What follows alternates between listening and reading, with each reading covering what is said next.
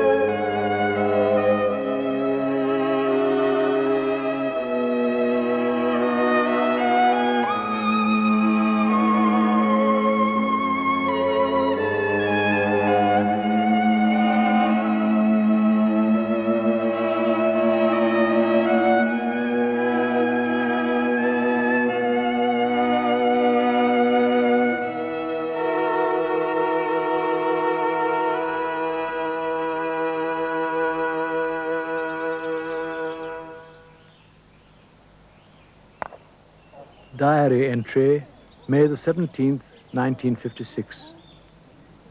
Though slow to start, the summer is now well upon us, and the foliage full with the sound of returning birds.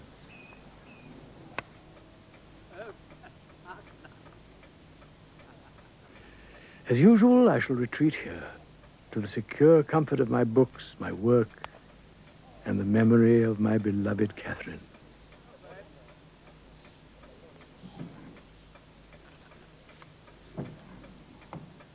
It is here that Catherine still lives.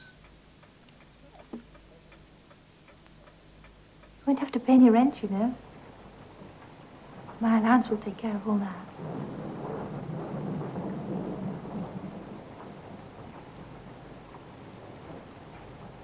Shall you take me as your mistress?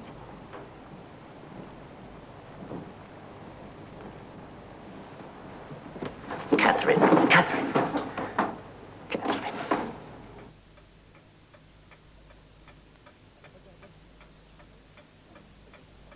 What would you say, my dear, were you to come through that door now? Condemn the foolishness of an old man hanging on to his memories?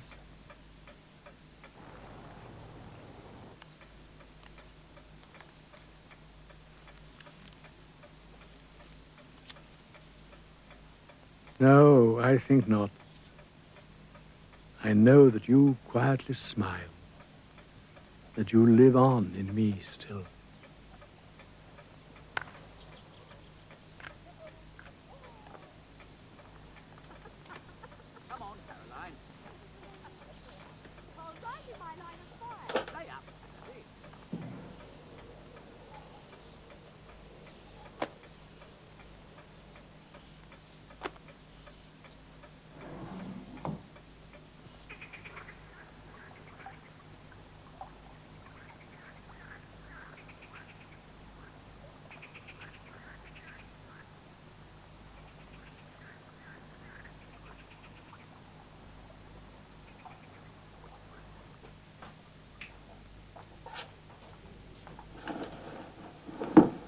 Do you have to wear my pajamas? Do you want me to take them off? Listen, tomorrow's going to be a big day for me. I'm waiting for the display proof from Paris, and Middleton Mary's arriving from England. And you know, the old man will find you very charming. Desiree, I'm 33 years old. Well, but you will buy back. And there's some things that I want to do. But it'll only be for a few days. This will be the most important book we'll publish this year. And if it succeeds, perhaps we will start on the chateau. Can't you be serious about it, please? Oh, it's only a book. A book? Oh, tu exagères ou que tu fais exprès, vraiment. Peut-être tu sais quel prix.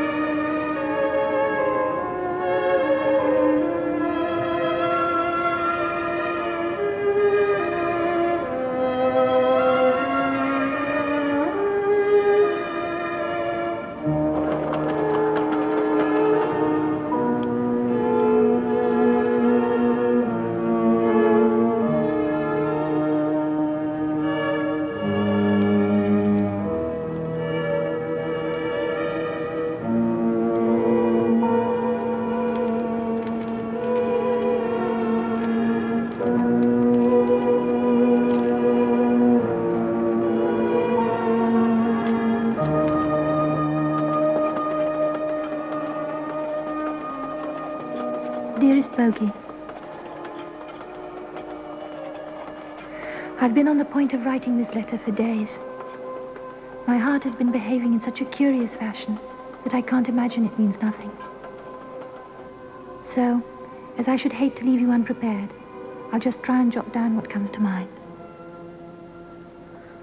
All my manuscripts, notebooks, papers, and letters I leave to you. Go through them one day, dear love. In spite of everything, how happy we've been. I feel no lovers have walked this earth more joyfully, in spite of all. Farewell, my precious love. I am forever and ever your Catherine.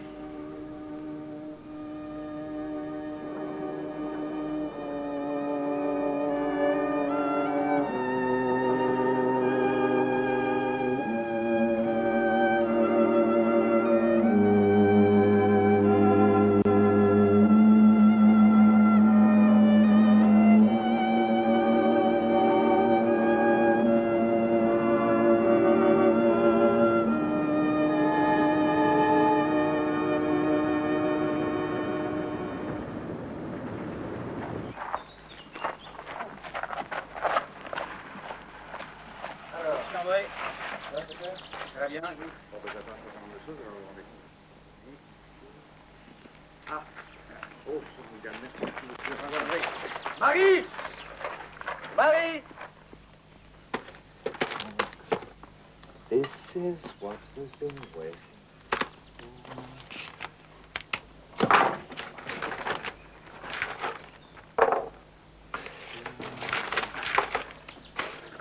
Oh, it's not bad. You should be more appreciative. After all, she's a fellow New Zealander. Didn't start that again. It's a very, very long time ago.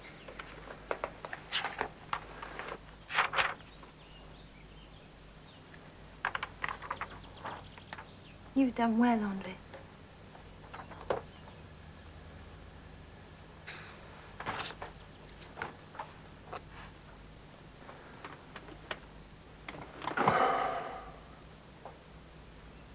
This is going to be a sensation. Sorry about last night. Huh. We've had a lot in our minds. By the way, how's the play going? We'll be all right on the night, but we've got a long, long way to go. Pity it won't be ready for Middleton Mary to see. We'll have to entertain him somehow. Will you help him, Mary? Why don't we take him to the Petit Opéra? À tes boys? Oui. Okay. Let's go. Bye. Bye.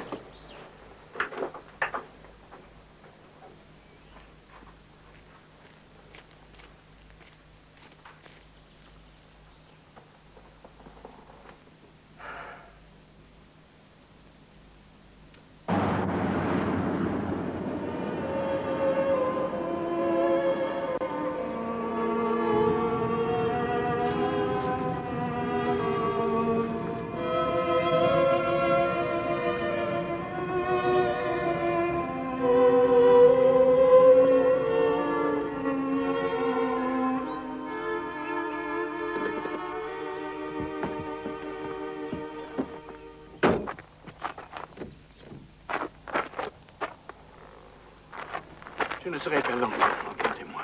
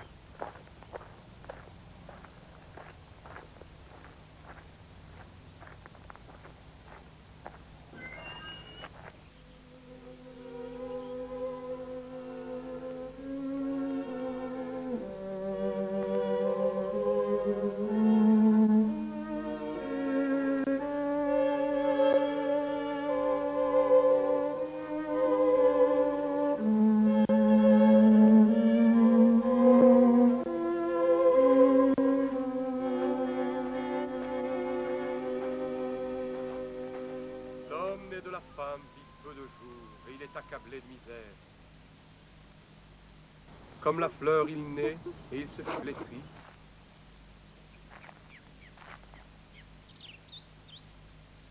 Au cœur même de la vie, nous sommes dans la mort.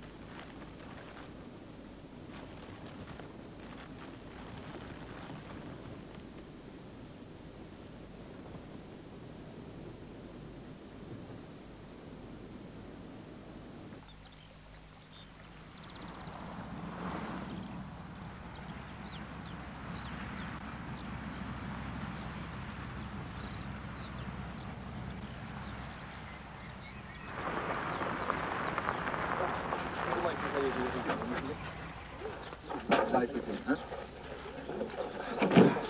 Je reviens tout de suite avant, je vais manger des patates.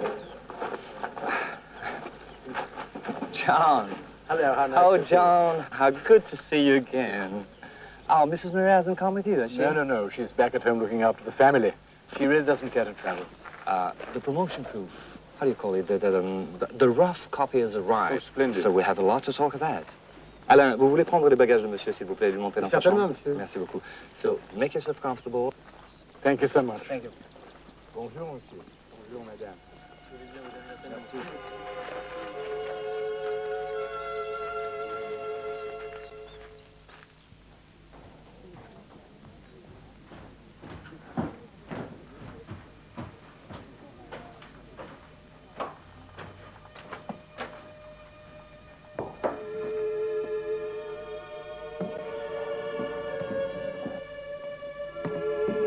Monsieur?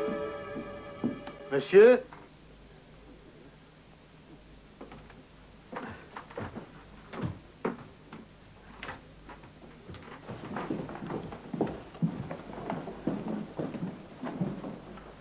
S'il vous plaît.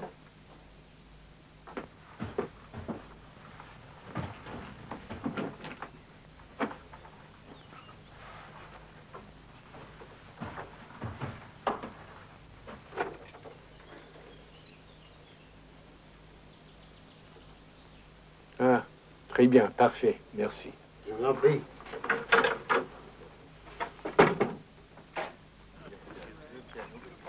Excusez-moi encore une fois. John, I would like you to meet Ernesto, sculptor. Très heureux, monsieur. Enchanté. Bernard Playet, he's a critic. Elizabeth, friend of mine, piano player. And Jean-Pierre. Would you like to sit down here, please? Thank you so much. Okay. Lisa? Tea or coffee? Je préfère un thé avec citron, s'il vous plaît. Thé citron?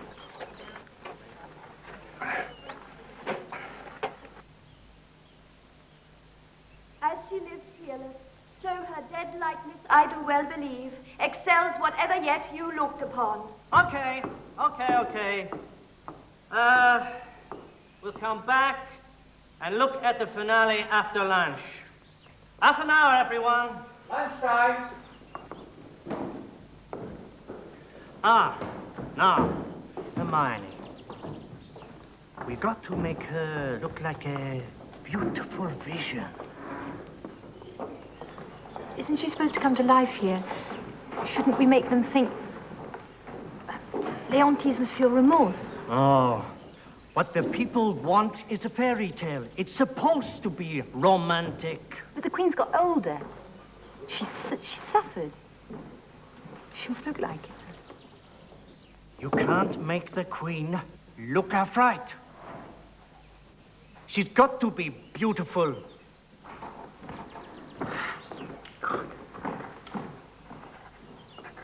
Est-ce que tu viens? Non. Est-ce que tu veux que je t'apporte un sandwich ou autre chose? Oui, n'importe quoi, merci. This new edition does what my father always wanted to do. I don't need to tell you how much he admired your ability as an editor. That's very kind of him. He was always a very good friend to me. It's beautifully done, Andre. Most impressive. I think so. You know, there's no need to explain to you what a passionate subject she is. Yes, I only wonder sometimes whether it's right to make public these fragments and pieces that a writer like Catherine might not want to show the world. But you've brought it to the attention of the world. Yes. And now I hope that these new pieces will help everyone to understand her more completely. I will leave you to it. You do read French? Oh, yes, I think I can manage to get the hang of it.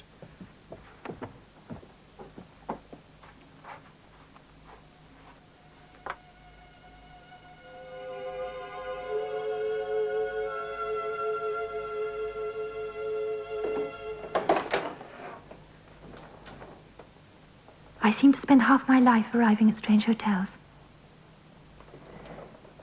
Strange hotels. The horror of them. The impertinent, slightly amused attitude of the hotel servant. Waiting for that ominous, infallible thing to happen, which was bound to happen to every woman on earth who traveled alone. Saba.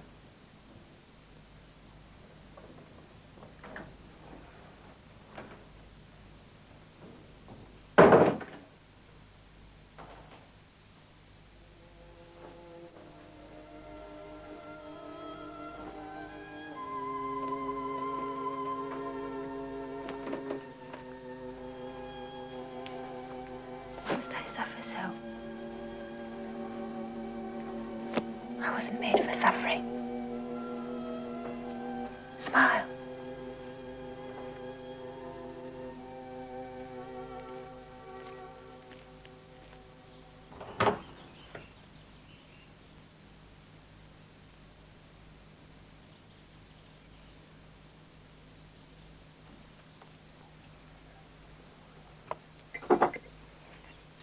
Whiskey?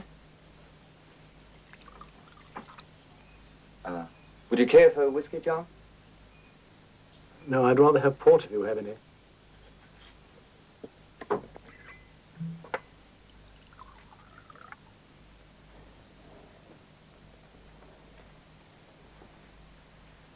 Why haven't I got a real life? A real home? Why haven't I got two babies who rush at me and clasp my knees? I'm not a girl. I'm a woman. And all this love and joy that fights for an outlet. And all this life drying up.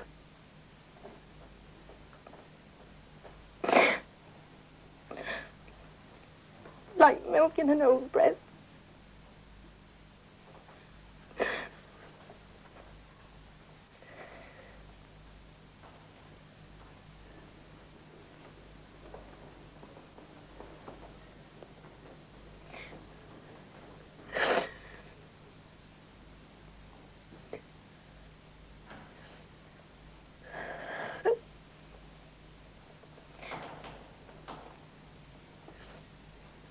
I really did try to do all I possibly could.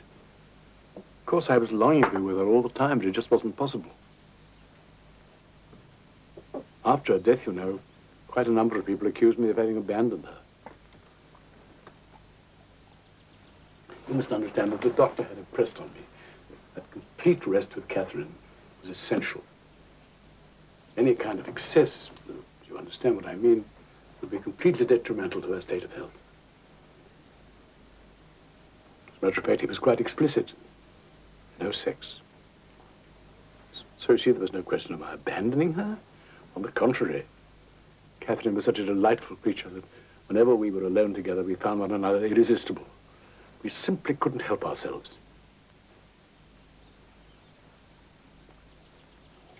Of course, that isn't the kind of story that you want to talk about to everyone. Oh, hello. John, let me introduce Marie. Marie Taylor. How do you do?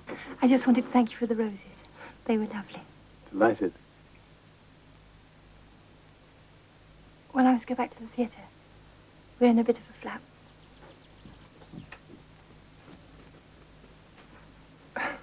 That's Marie.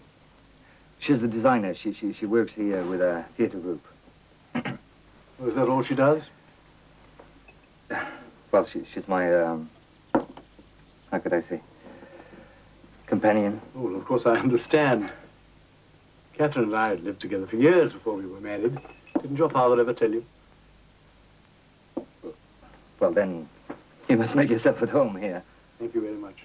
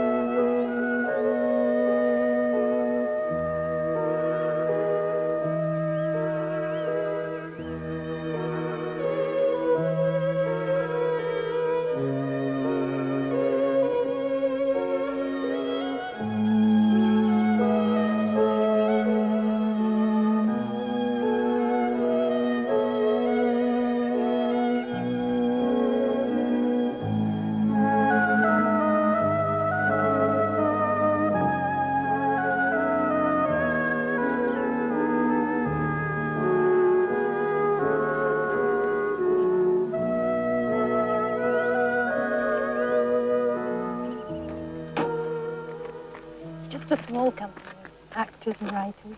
You're rehearsing something there now? A Winter's Tale. Ah, that was always one of Catherine's favorite plays. I'm afraid we're not doing it much justice. In fact, I'm sure we're not. I can never help feeling rather sorry for poor old Leontes. It used to be an artist community of sorts. But since Andre's father died, he's been tied up in the publishing business. And it's all been rather neglected since. Yes, I can imagine that publishing must be rather a demanding business. Andre mentioned that you had formed a community around you once. Oh, well, that was ages ago now. And it wasn't an artist community, more a sort of socialist center to prepare young workers. Who were you socialist then? The optimism of youth. And the pacifist? Oh, that was many years back.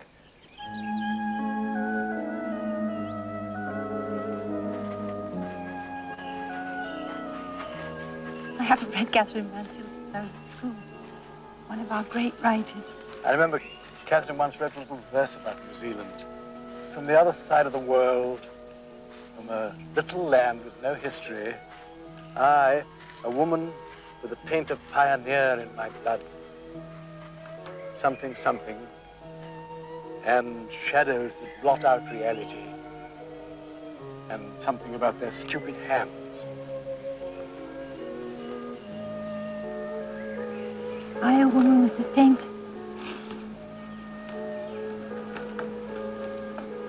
I like that.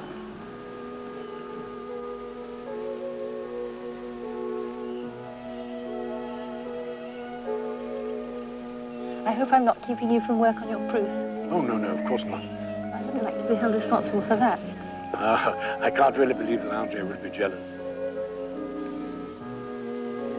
Ah, the Seine.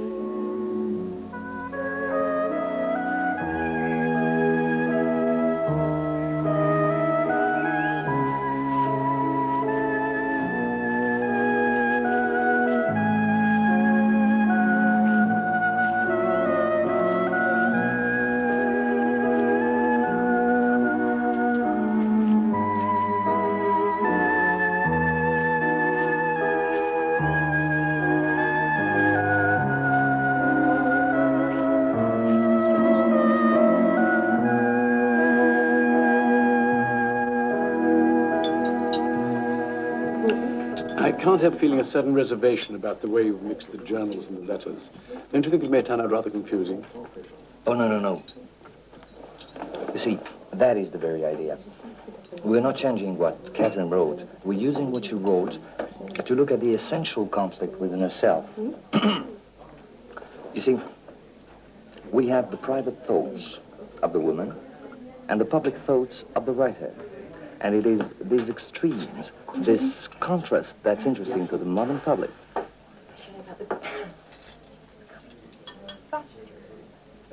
I'm so sorry, I've had rather a long day. I think I'll be off to bed if you don't mind. No, no. Good night. Good night.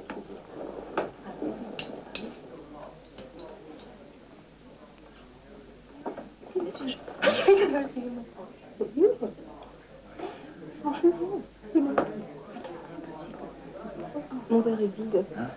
Oui, ben on va le remplir tout à l'heure ensemble. Est-ce que je peux disposer, monsieur, s'il vous plaît?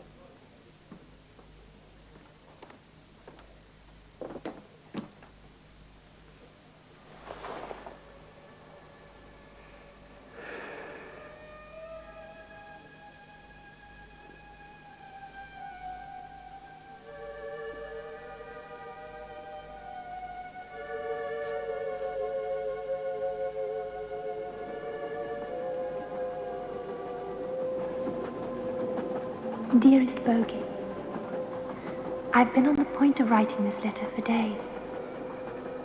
My heart has been behaving in such a curious fashion that I can't imagine that it means nothing. So, as I should hate to leave you unprepared, I'll just try and jot down what comes to mind. All my manuscripts, notebooks, papers, and letters I leave to you. Go through them one day, dear love. Publish as little.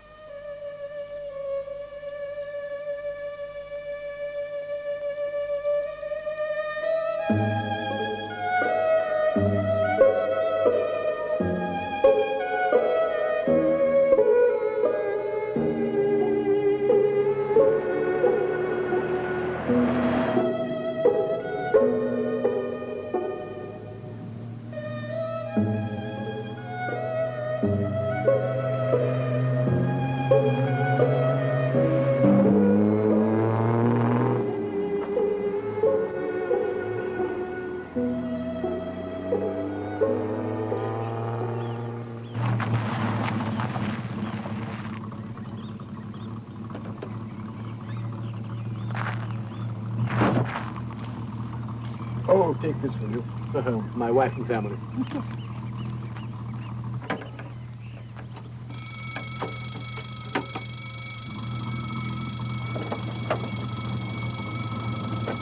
Shall we continue?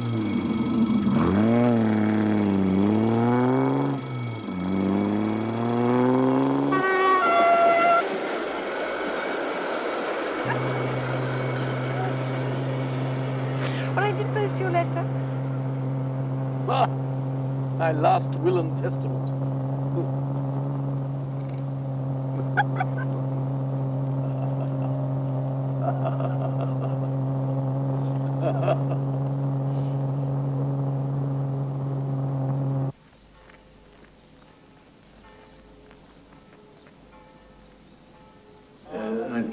avec citron, s'il vous plaît. Oui, monsieur.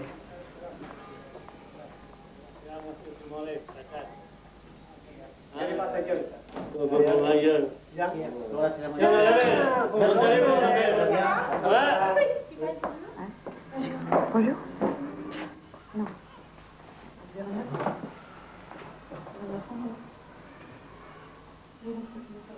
Continue, là. J'en ai deux. Voilà. Voilà. Je mets pas, moi. I don't know why I have such a fancy for this little cafe. It's not as if it has anything to distinguish it from hundreds of others. It hasn't.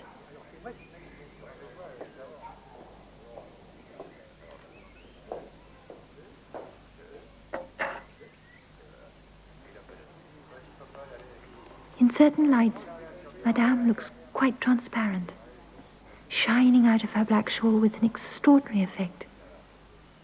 When she's not serving, she sits on a stool with her face turned always to the window.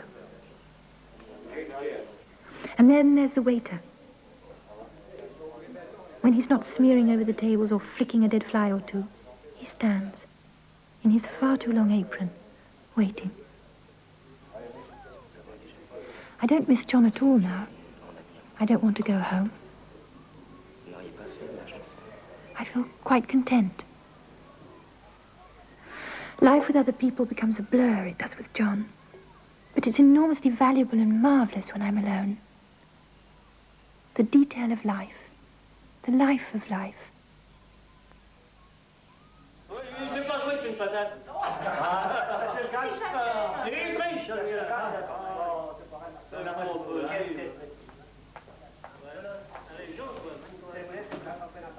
I've never been able to join in like that. Catherine always could. No matter where she was always part of the life around her. I remember in the stories at school, at the bay, the garden party. Yes, but when she wrote those, she was already ill. But they're so full of life. The characters, are they all made up then? Oh, no, no. Most of them were based on her own family. Her father, especially. And all those women, so wise about the men. Are you in any of them? Oh, dear me, I'm sure I am. How's your play going, by the way? Nothing's waste of time.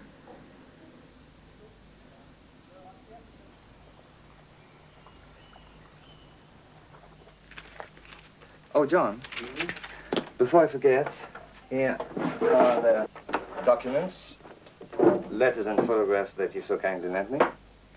As you will see, we used quite a number of the ones you thought appropriate. Fine, thank you so much. Now, for the promotion, I thought we'd announce publication at the gathering. You know, a few friends and trade people. Uh-huh. And I was wondering if you would accept to say a few words. Oh, yes, I'm sure I could write something for you. Oh, don't go to any trouble. Oh, no, no, no. I promise to make it quite short. Thank you. Now, you probably would like to look through this contract. Oh, thank you. Yes, I suppose contracts do need to be revised after all these years. How many copies do you propose for the first run? Well, the standard 5,000 and probably 10,000 before the end of the year. Well, that'd be much better, wouldn't it? Well, are you coming, you two? Well, it would seem that lunch is ready. Oh, splendid. Come on, let's go.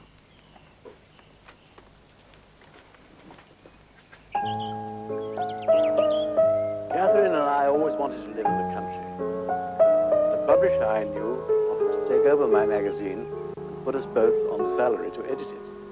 So with that money and the allowance that Catherine had from her father, we managed to move into a small cottage near Chichester. Dream house. I love you. Well, we did have 3 months there. Lovely, happy months. Catherine even believed that she was pregnant. But it was all a dream. Then the publisher absconded to Tangier with a woman, leaving the most terrible debts. Catherine, of course, behaved superbly, as usual. She even learned how to sell advertisements, which was a terrible job. And I went on writing and editing the articles. John, I'm awfully sorry. Excuse me, but I must go. I'm waiting for a very important call from Paris. Would you mind? Thank you. Ah, merci. Dis donc, la prochaine fois que tu organises une partie de campagne, tu éviteras que les gens se mouillent les fesses et soient piqués par les moustiques, tu veux? Lovely here in the country, isn't it?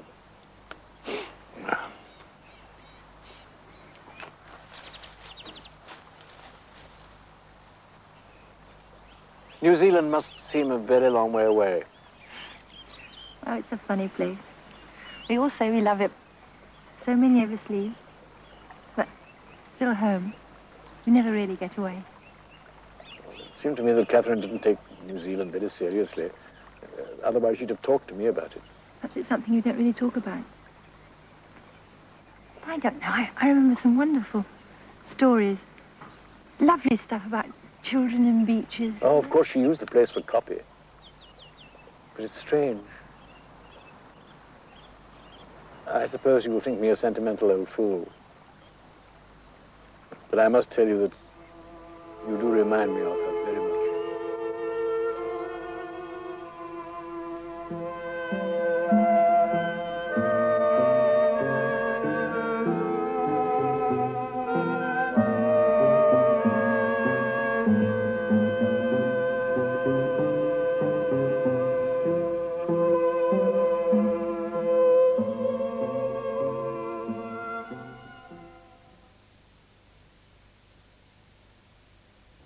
Well, back to BBC One's film now, starring John Gielgud and Simon Ward.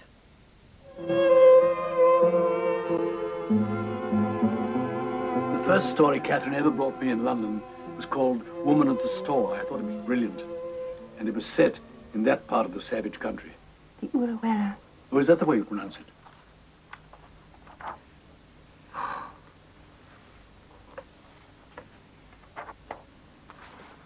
Oh, this must have changed so much. It was so long ago.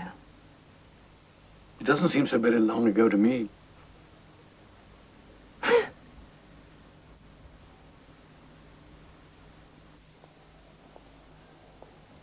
Now I want to write recollections of my own country.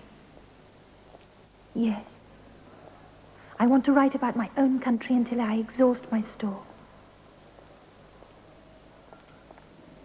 Oh, the people we loved there. Of them, too, I want to write.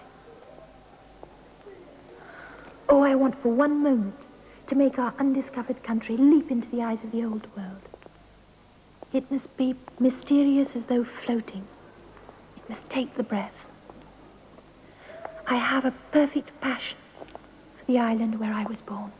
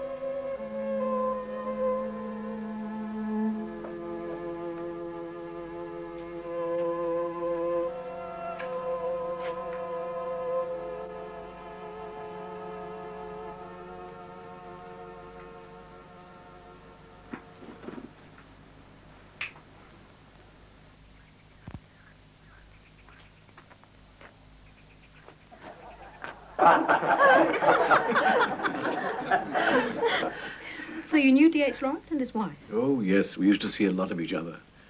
We even all lived together at one time. Lawrence and I used to shoulder our rucksacks and sally forth into the countryside. Happy days. Well, not altogether, no. Poor Catherine was ill already.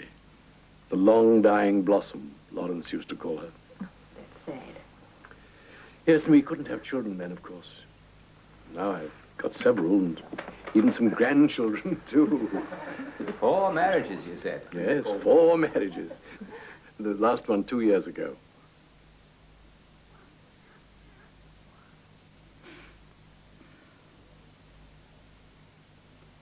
These thrifty French, whose flower gardens are nothing but potential salad bowls.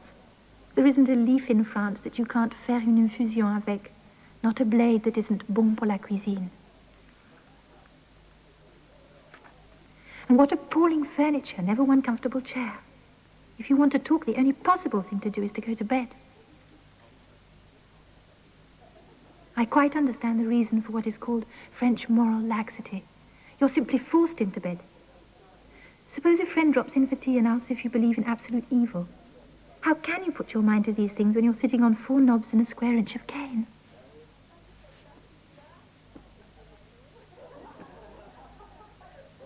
My life with Catherine was blessed with much joy, but not harm, but disturbed by painful separations. Come in. Cat. Oh, it's you, Marie. I was thinking of something else. I was just passing. Is there anything you want? No, nothing. I'm fine, thank you. Oh, Marie. I thought we might go for another walk tomorrow morning.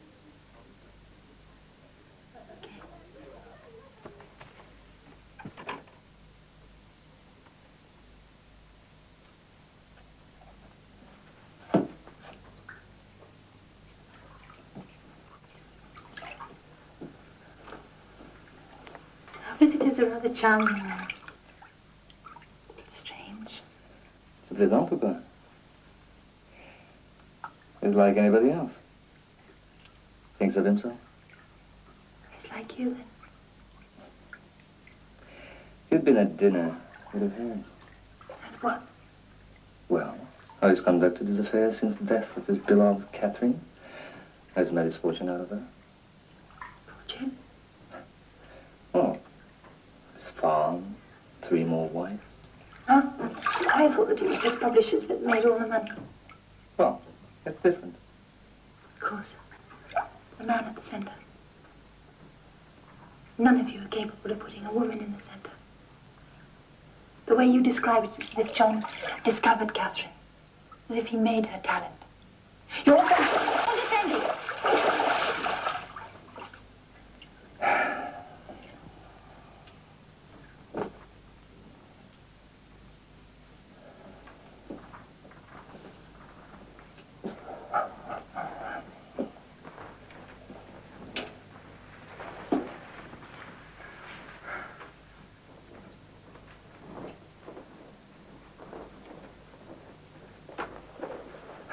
Do we have to argue about this?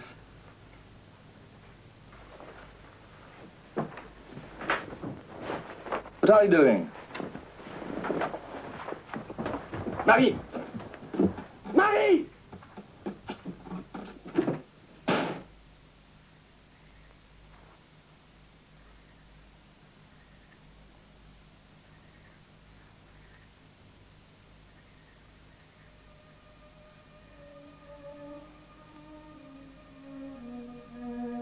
What's wrong?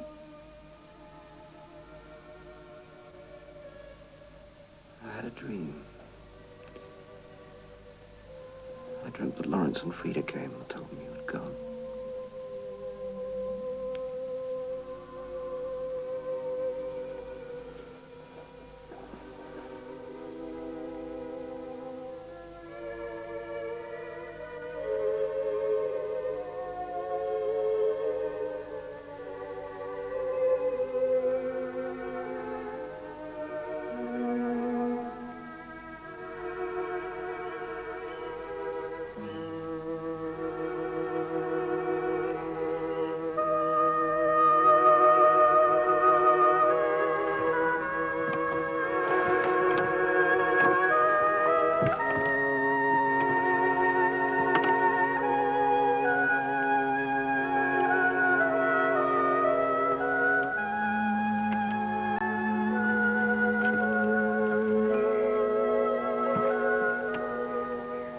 In all our years together, Catherine and I had only one regret. There were no children. At my second marriage with Violet, I was blessed with 2 children, a boy and a girl.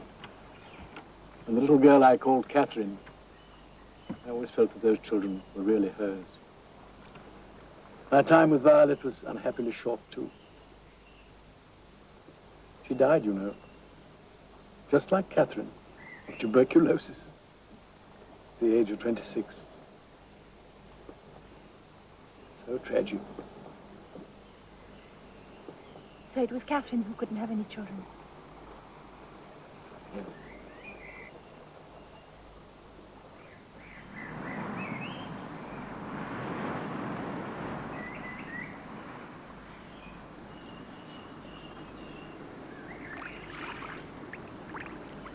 She must have had extraordinary courage, traveling to the other side of the world so long ago, staking everything on becoming a writer. Yes, but in those days, New Zealand was still part of England. She was returning to a great capital from her distant province. She had no roots there. No, but afterwards she became very dependent on me. Never homesick. Well, I think she sometimes dreamt of being back there, but never without a return ticket.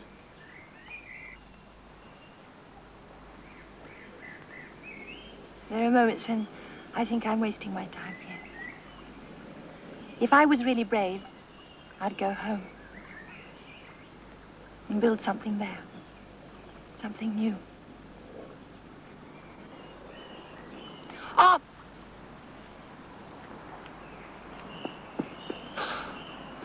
Can't even tie up a boat.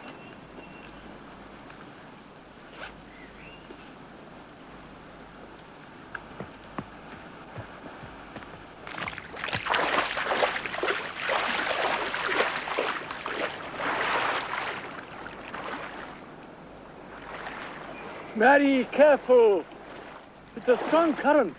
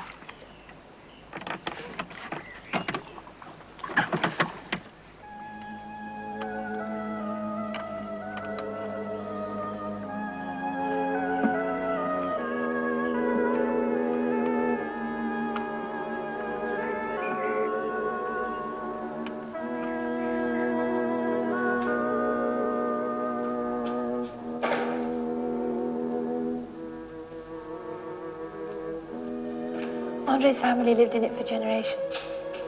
Beautiful.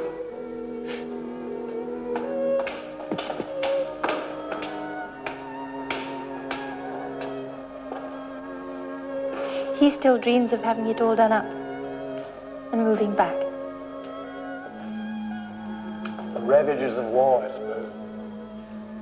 War and time.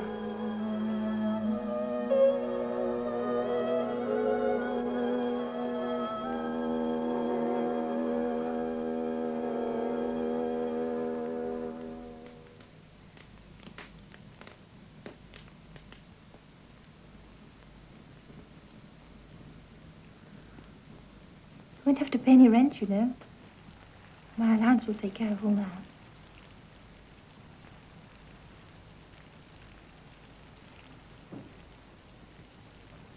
I really cannot agree with the Raj about this. Spiritual rubbish. Shall you take me as your mistress? I should think that might spoil everything. Yes. I think you're quite right. Catherine. Catherine.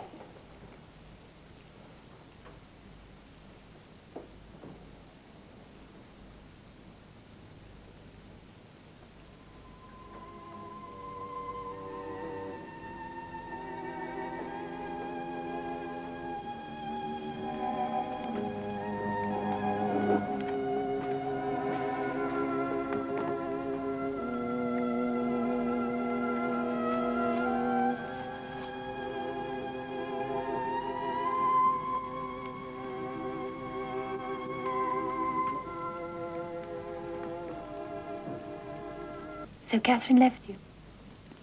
Her brother had arrived from New Zealand to enlist. Chummy, she always used to call him. She gave him enough money to go to Paris. And soon afterwards, she went there too, to meet a French writer, a man called Carco. She thought she was in love with him, but I knew her better. I knew she'd soon be back. She only stayed 4 days with Carco, and then she got ill and came back to me. Then, a few weeks later, when she seemed to be getting better, she returned to Paris, this time to write. And is he chummy?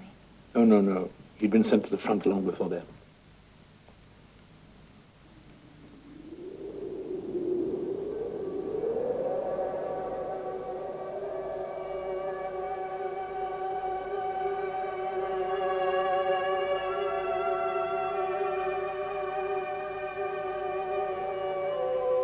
I feel I'm shut behind many doors, hung about with memories and can't move for them. And no, I cannot be calm. The wind blows everything about, everything's flapping, even my thoughts and ideas. But I've suffered such agonies from loneliness and illness combined that I'll never be quite whole again. But she was shattered when her brother died. How could you leave her? I had to go back. To enlist? No, I was a pacifist at the time. I had to go and try and salvage my magazine in England. But of course, I came back to her as soon as I possibly could. Were you jealous about her feelings for Chummy?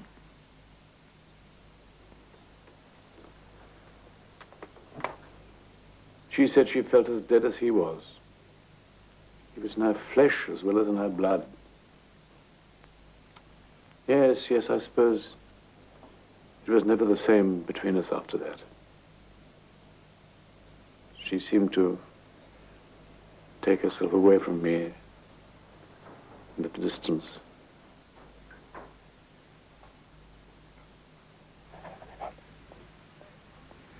What of all things seems so hard is how we swore never to let each other go again. And then how soon we were gone. This must be our last separation. Then at times I get overwhelmed that it's all over, that we've seen each other for the last time, and that these letters will one day be published. And people will read something in them, in their queer finality, that ought to have told us.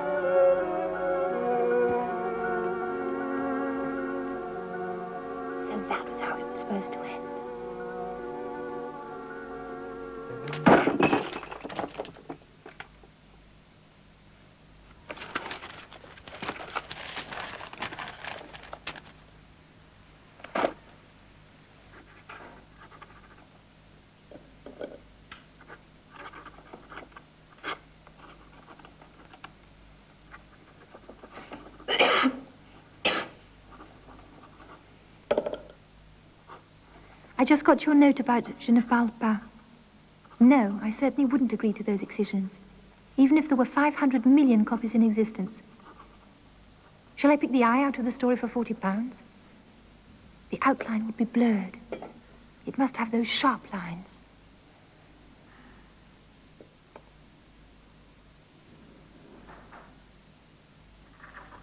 I'd rather I wasn't there at all than sitting in the review with a broken nose and one ear, as though it had been through an editorial dogfight. I can't cut it. There are no superfluous words. I mean every line of it. This thing happens to fit 6.5 pages, and you can't cut it without making an ugly mess somewhere.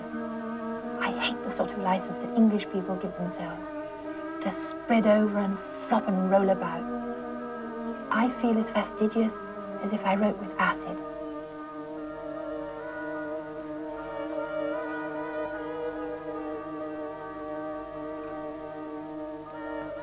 I certainly wouldn't agree to those excisions. The outline would be blurred. It must have those sharp lines.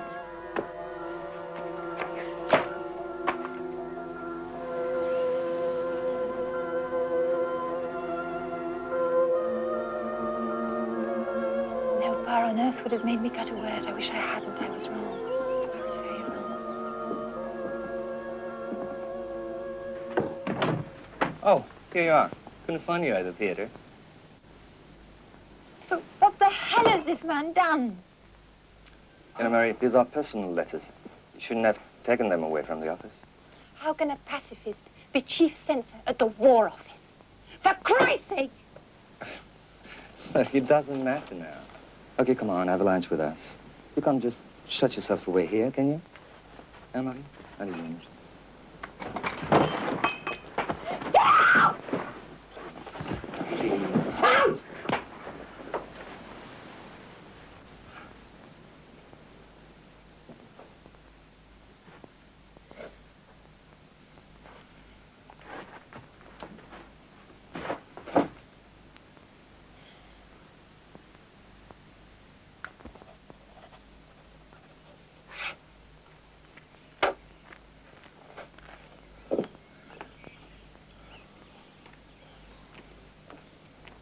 I'm sorry, John. I was in the kitchen, you know, many arrangements for... That's all right. You know, it's a strange thing, Andre. On my way here, I stopped the car to go and look at Catherine's grave. And while I was there, I had a dreadful feeling that I was a robber. Yes, that's exactly what I was. I remembered that in all the 33 years since Catherine's death, I'd never even paid a single penny towards the upkeep of her grave. Well, contract signed. Seems to be all right. Everything's fine. Well, well, well. This calls for a drink.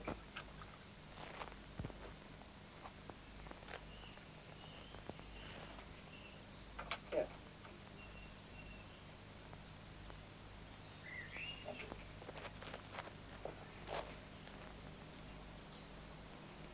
Well, I see that an editor's job isn't all hard work. Drink before lunch?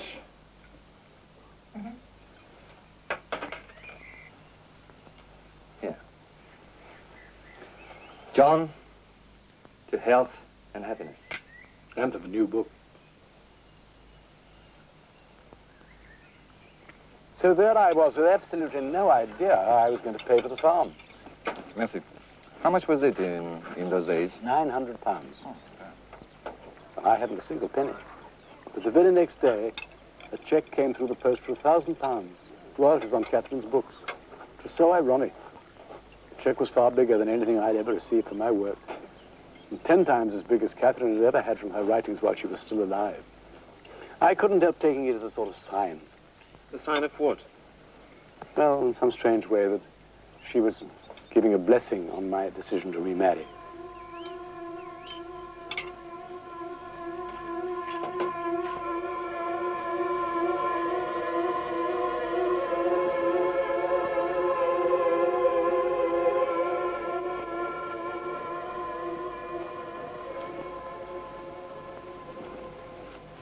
John, for the last few days I've been reading Catherine, her stories and also some letters.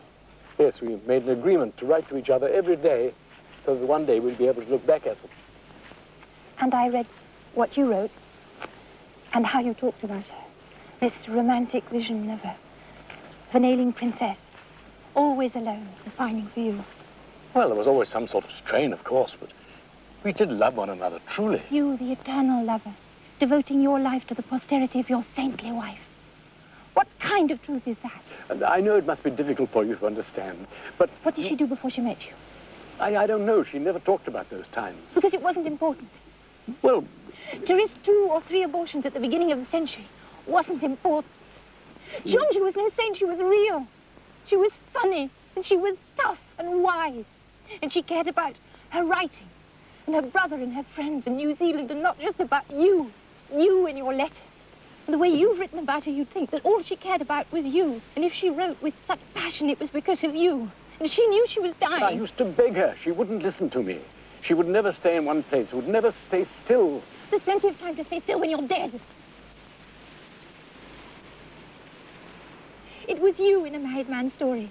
And in A Man Without a Temperament, it was you. All those cold-hearted, deceptive men who haven't got a clue about what's happening in their women's heads. It was you, wasn't it?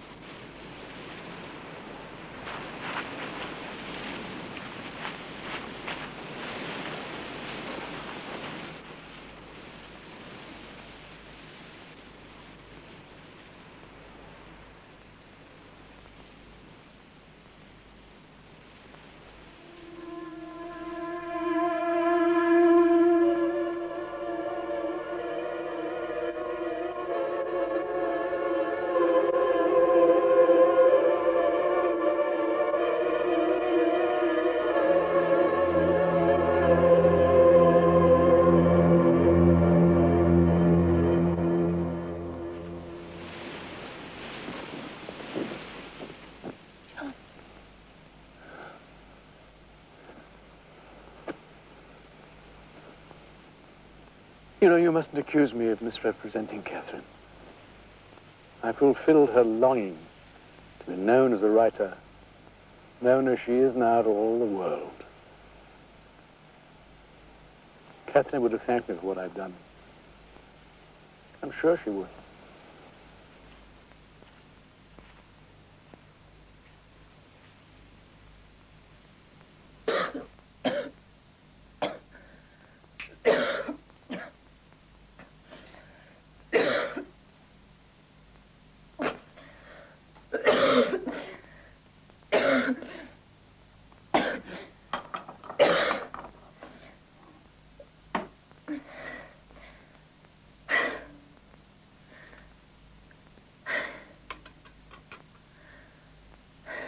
I must put down here a dream.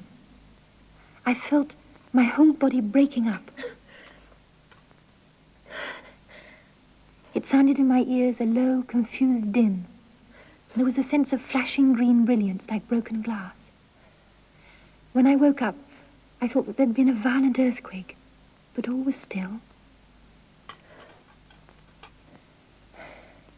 It slowly dawned on me the conviction that in that dream I died. And I don't care. All these 2 years I've been obsessed by the fear of death. With this dream it went. I care no more. It leaves me perfectly cold.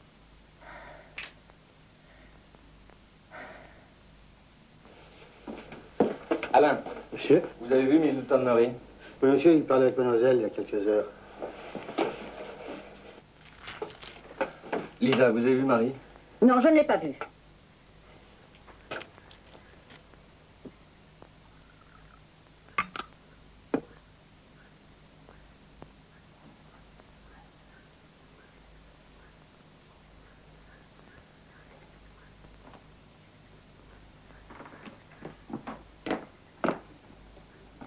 Good Lord, the opera. Is it as late as that already?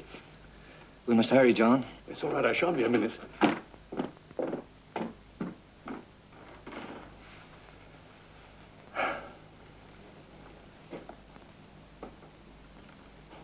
You're not going like this. Why not? You're not dressed. Well, then I'm not going. Why not? I know the story. That's not the point. I bought the tickets. Marie, s'il te plaît. Here I am. You can finish dressing in the car. Please.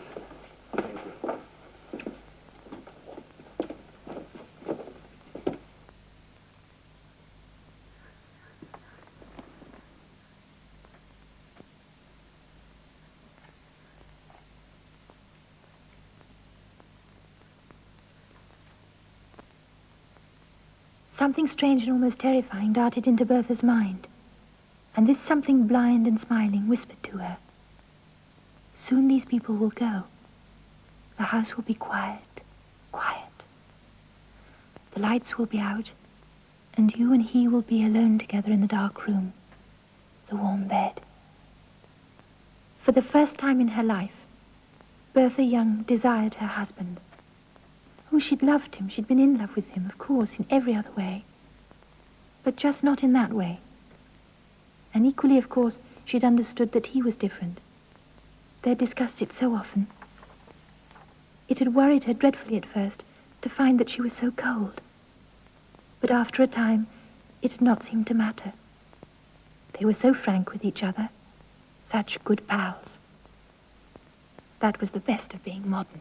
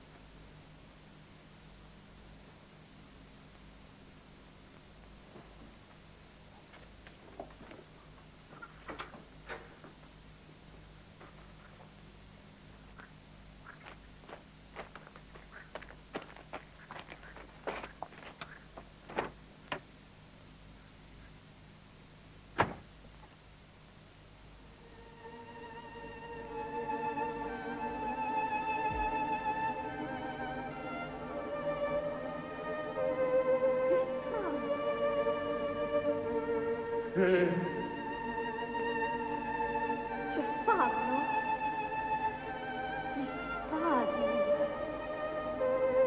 Dolore. Me. Si nasce. Pagina. Solito vivo. Ah, ma io. Ah, ma io.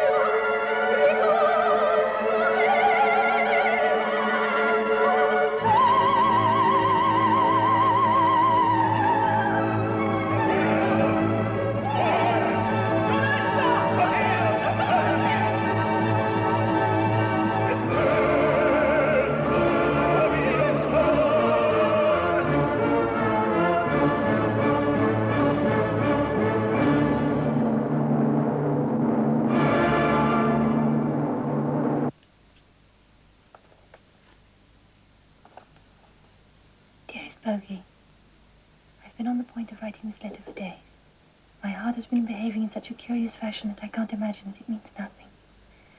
So as I should hate to leave you unprepared, I'll just try and jot down what comes to mind. All my manuscripts, notebooks, papers, and letters I leave to you. Go through them one day, dear love. Publish as little as possible. Tear up and burn as much as possible. You understand I desire to leave as few traces of my camping ground as possible. You know my love of tidiness. Have a clean sweep, bogey, and leave all fair, will you?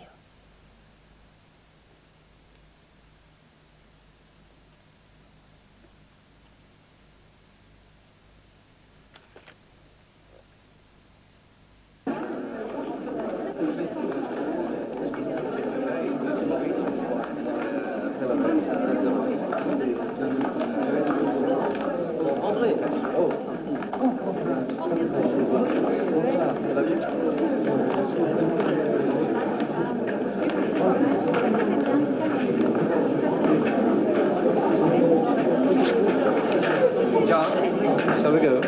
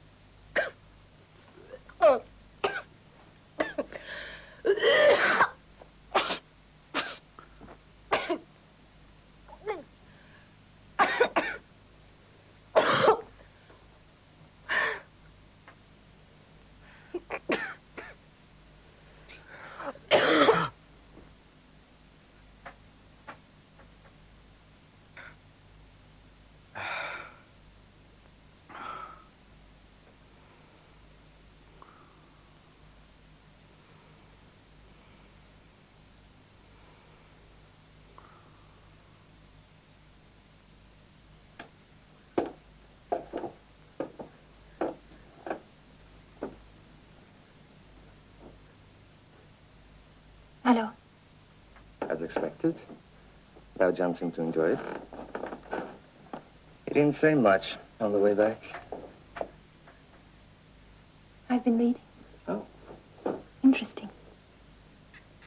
Did he edit all these books? Well, that's normal. He's an editor and she was his wife. Pity he didn't realize that before. C'est-à-dire? He seemed to take more care of her after she was dead. What do you mean? All her papers have the same theme. Solitude and her dependence on him. It reads like a man's romantic vision of his wife. She wasn't like that. Oh, she certainly was not. 3 abortions and gonorrhea for so long she became sterile is hardly my vision of romantic. Christ, another man! That's not what I meant. I was trying to talk about the woman. Not the stuff you sell books with. But, Mary, you've just said it. That's the job of an editor. Then you should put this in your new book.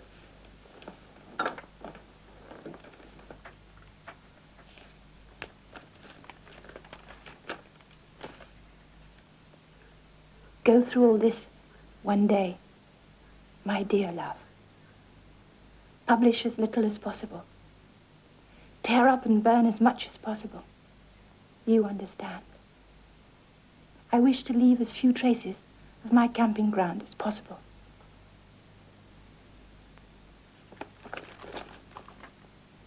Where did you get this? Does it matter? So?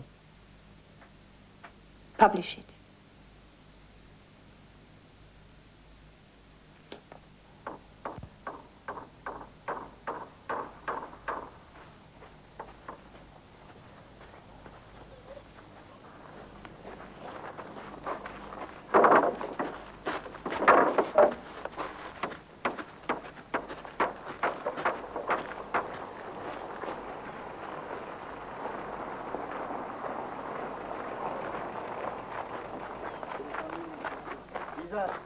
T'as pas assez de verre.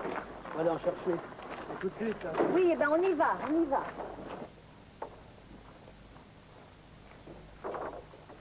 Everything underway? John, you should be more careful over this.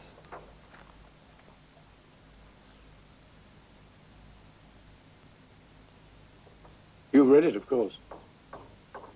And? Nothing. My father knew of it. I feel sure Catherine will be happy with what I've done. I don't think it belongs in our book. We've been in publishing a long time. It could be so easily misunderstood. She so much wanted to be a great writer. She is now. Don't worry about this. Catherine would thank you.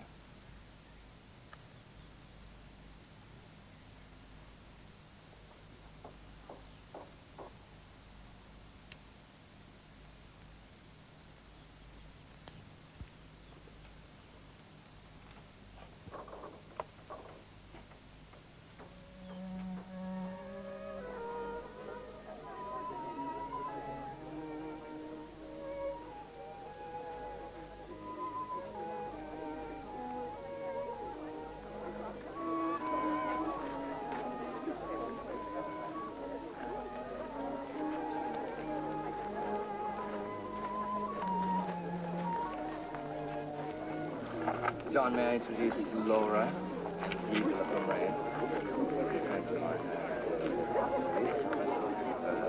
John.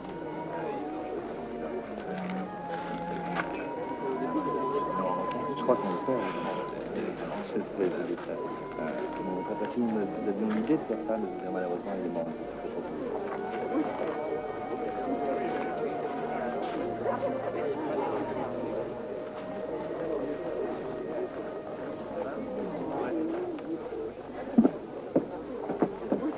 Mesdames, Messieurs, s'il vous plaît, chers amis, je réclame un peu d'attention. Je me permets de vous présenter John Middleton Murray, mon ami. John. Ladies and gentlemen, in editing the journals and letters of Catherine Mansfield, my task has been a delightfully simple one, to select material of the greatest interest to represent the true character of the writer. My life with Catherine was blessed with much joy, but disturbed by painful separations. During the quite often long separations, she wrote to me every day. Her letters, with their expressions of joy and sorrow, combined now with the journals, give a personal and moving portrait of the last years of her life. Her one concern was to leave behind I believe I have helped her to do by making the whole record as complete as possible. To some of you, these letters and journals may not seem as remarkable and beautiful as they do to me. I have read them again and again, so many times, and always with the certainty that in them she lives again. I remember what we really felt. The blanks, the silences, the anguish of continual misunderstanding. Were we positive? Eager? Real? Alive? No, we were not. We were a nothingness shot through with gleams of what might be. Gleams of what might be. What might be.